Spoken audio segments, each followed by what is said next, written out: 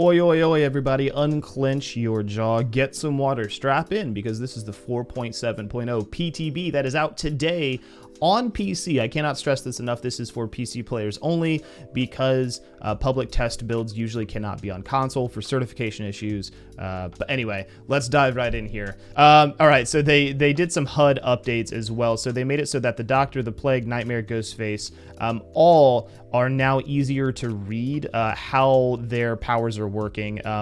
Previously, Survivor Portraits would kind of get in the way or cover up some of the abilities. That apparently is no longer the case. So Coldwind Farm map has received a visual update. So from Thompson House to Rotten Fields, we're going to see how all these maps shake out today live on Twitch. Go check us out over there. It's going to be a lot of fun. It's going to be interesting. They've changed Doctor, optimization of the Doctor VFX to improve performance and reduce the intensity of the glitch and madness screen effects. So this will be nice for people that actually kind of struggle with Doc.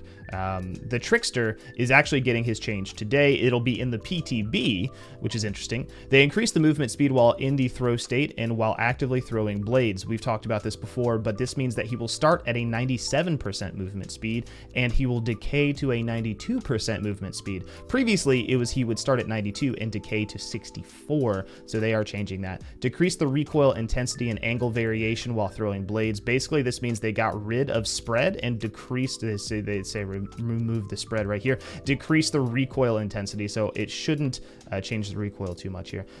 Decrease the blade wind-up time. This is from 0.5 seconds to 0.35 seconds, and increase the blade wind down time. So to put the blades away and switch to your M1, it went from 1 second to 1.25 seconds. Increase the time before the laceration meter begins decaying is 20 seconds, up from 15, and increased main event movement speed. Do not get this twisted. This main event movement speed is the 97%, the same as the movement speed while holding a knife. They decrease showstopper cooldown after main event, so now you could pull out your blades 5 seconds after the main event instead of 10 seconds. And they modified the laceration meter artwork so it's more clear when the meter is full versus partially full. Because if you weren't aware, if you had thrown a few knives and then it started to decay, it was hard to read. It was awful. It was hard to read. Decrease the effects of movement speed add-ons to account for the baseline movement speed buffs, and the iridescent photo card will now injure survivors at max laceration. The Twins post-release update, they tried to reduce the attractiveness of slugging everyone with Victor. So Charlotte can now, so what they've done with Victor is Victor's failed pounce cooldown is 5 seconds instead of 3, which is insane. Like, if you miss a hit, you're done as Victor. That's it. You are done. You're getting kicked. If you do down somebody, kudos. Awesome. Dope. Charlotte can now rotate while waking up. So you can now pan your camera while waking up, but you cannot actually, like, move forward still, it seems like. So, interesting.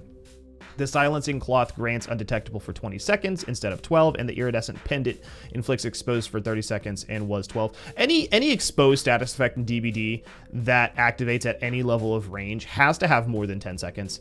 Like 10 seconds is the time it takes to get there and then loop whatever you're looping or whatever. So yes, okay.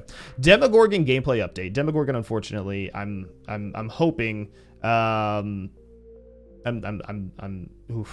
scared. Okay, so Demogorgon gameplay update. They actually nerfed him in a few ways. Let's talk about it. So they actually are trying to make his portals more useful, and in that way, they're making Shred sort of take almost a side seat. So traversing the upside down cooldown is 10 seconds, and it was 14. 4 seconds isn't going to make or break, so you can get out of the upside down, wait 10 seconds, and go again.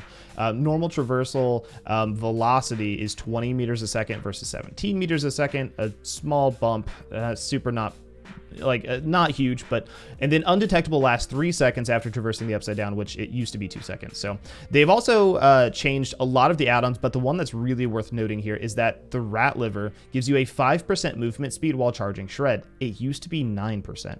So here's the issue, is that Shred, I believe while you're charging it, and Bronx is the expert here, but I believe it was 92% movement speed while charging Shred, meaning that Rat Liver put you at 101% movement speed, which means you could really pressure survivors and get Shred attacks in insane ways, and it was awesome. It was great. You could do it at Shack and round the corner into Shack, hit them at the window. It was awesome. Now it's only 5%, puts you at 97% movement speed. That means survivors are faster than you, even with Rat Liver now. So Rat Liver was nerfed, and I'm not super keen on this idea. Everybody wanted Rat Liver as base kit with Shred, or at least put shred 100%. And instead of doing any of that, they focused on the portals and changed these add-ons.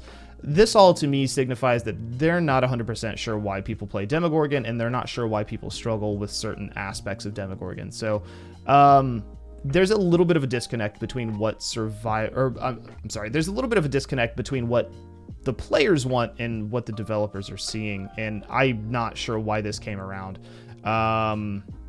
So I don't, again, no vitriol, no hatred in the comment section towards the devs. Be responsible adults when offering criticism. I just think that this drastically misses the mark. They've changed the Nightmare, aka Freddy, because he has been overperforming for a very long time.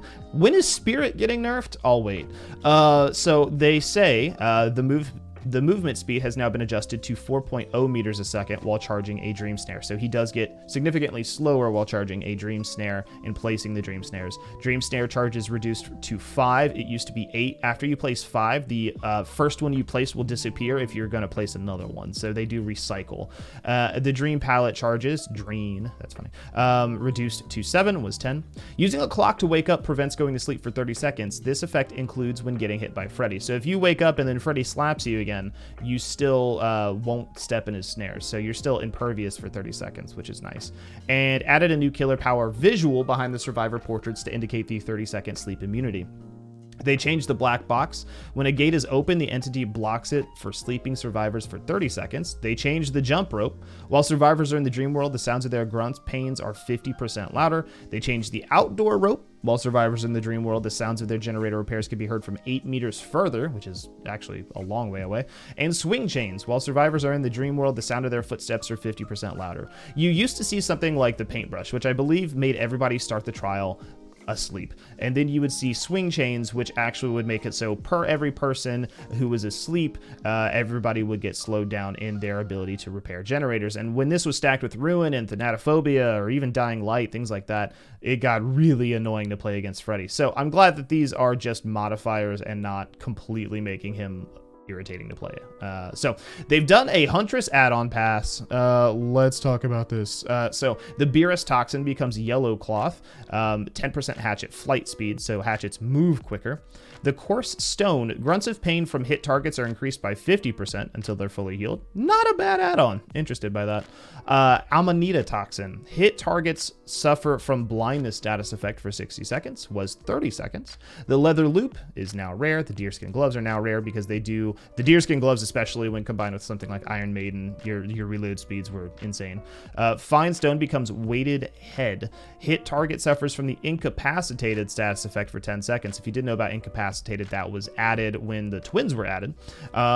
So interested to see that. I believe Incapacitated makes it so they cannot work on gens. I'll have to look into that. Good question. The U-Seed is now the Wooden Fox, so it's also very rare. It grants the undetectable status effect for 10 seconds after reloading. Doesn't really matter much when you hum a lot, but I mean, like, I could see this being fine. High rank survivors don't always run the minute they hear Huntress's lullaby, so maybe you can sneak up. Especially if you're using reload speed add-ons. The U-Seed concoctions now Rose Root, 20% hatchet flight speed. So again, just faster hatchets. The Pungent Fial, I hope I said that right, is now the Soldier's Putty. And this is also ultra rare. The Huntress movement becomes 4.6 meters a second when she has no hatchets. This will help Huntress when she's empty, like if she's missed her last hatchet, really connect that last hit she needs for a down. And then the Venomous Concoction inflicts Exhausted for 5 seconds, was 90 seconds. So this is much better. I don't like Exhausted bottles and I don't like Exhausted hatchets, but this is fine, I guess. This prevents like last minute dead hard potentially or something like that. And then Iridescent Head, it will straight up down people still, but you cannot in any circumstance carry more than one hatchet. So, not a fan. I just wish this was gone. This is like not, oh well, it's fine. Okay, so, the biggest thing that they've changed here is that I wanted to talk about is they've changed so that when you struggle on the hook, you now are doing skill checks. All right. So the idea here is that people can now play the game. Accessibility features are a big part of Dead by Daylight, and people that have specialized controllers or who just have problems with their wrists, who can't just mash buttons over and over, shouldn't be forced to. So repetitive stress injuries are a problem. And so now you'll do a skill check when you're on the hook. If you fail 2 skill checks in a row intentionally, if you don't even attempt those 2 skill checks, you will be automatically sacrificed. So don't worry, if you do want to give up, you can still give up. But otherwise you're good to go there. Let's see here. So we've seen some perk changes. We're going to talk about those a little bit here. Small game has been changed. It is super, super interesting. So we're going to talk about that first. Small game now does not detect killer traps. So Freddy snares, Freddy pallets, trapper traps, hag traps, none of that stuff is detected anymore by small game. But small game now has tokens, and every token is a direct indicator to totems on the map. So if a totem gets cleansed, you lose a token. So it's an indicator to see how many totems are left. And this is going to be really good at a low level when you're seeing a lot of NOED. How many totems are left on the map? We got to cleanse them. Okay, there's no NOED, no stress, no worries.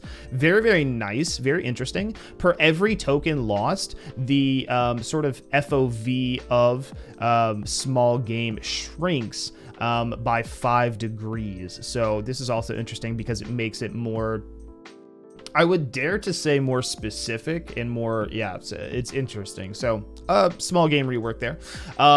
So we also have Lucky Break, hide scratch marks, as well as blood, and the duration's reduced to 70, 80, 90 seconds. So right now, Lucky Break is bugged and has been bugged for a long time. Lucky Break previously would make it so that you never left any blood after taking a hit. You could combine this with Iron Will to go ghost on people for a little bit, especially against spirits. It was supposed to be once per trial. So it used to be 3 minutes if you healed 60 seconds and the remainder of your timer would be available. 120 seconds would be available later. So I'm interested to see how this kind of works because Lucky Break would not visually do that previously to my knowledge. So if this hides scratch marks for 90 seconds, after being wounded, does that timer pause after being healed? So if you're wounded for 40 seconds, you heal. Okay, you have 50 seconds left. So I'm interested in this. This could be kind of busted. Honestly, if you run this with Iron Will, as a survivor, if you take a hit, you just go ghost on somebody, especially if you use like Lithe and like, you know, Dance With Me or Quick and Quiet Lithe, and you just, no scratch marks, no blood, Iron Will, and you're gone. This seems crazy, and this will probably not go to live, but we'll see what happens. Soul Guard, of course, now has a 30-second cooldown between activations. Open-handed increases the aura reading range by up to, at max, it's 16 meters.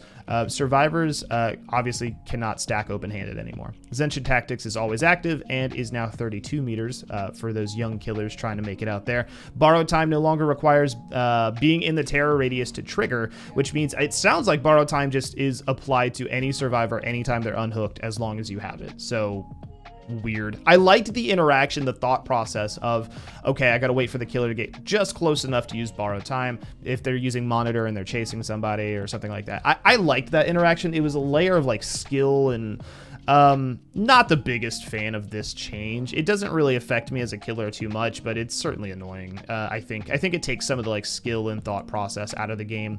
But they've reduced the duration. At most, Borrowed Time will be 12 seconds instead of 15, and Object of Obsession has completely been rechanged. So whenever your aura is revealed to the killer's aura becomes visible to you, and you gain a 2, 4, or 6% bonus to healing, repairing, and cleansing.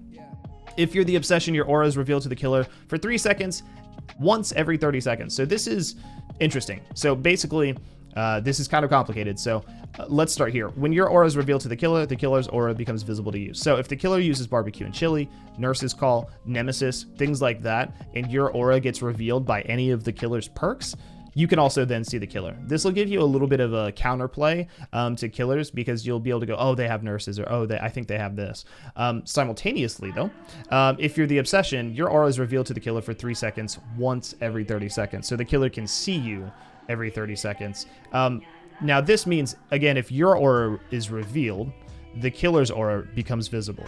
So what this basically says is that every 30 seconds, you guys can peek each other. The nice thing about this is, basically, Survivors will not be able to watch you at a distance as Trapper place traps. They will not be able to watch you at a distance with Hag as you place traps. They won't be able to just stare at you at a distance and just see every little move you're making. This will make it a little bit more of a situational perk, but I also have a feeling we're going to see this perk a lot more often, so we're going to start making videos on how to counter this. Now, we have bug fixes. Fixed an issue which caused the watch to be floating when equipped to David King's Harrington jacket. Interesting bug. Fixed an issue which sometimes caused a soft lock when spamming the escape key while transitioning to the tally screen. Changed the way characters are displayed in the menu so they don't seem to be floating above the ground, and fixed an issue that would cause the survivor to become stuck in Pyramid Head's Cage of Atonement if they're in the exact location in the cage spawns.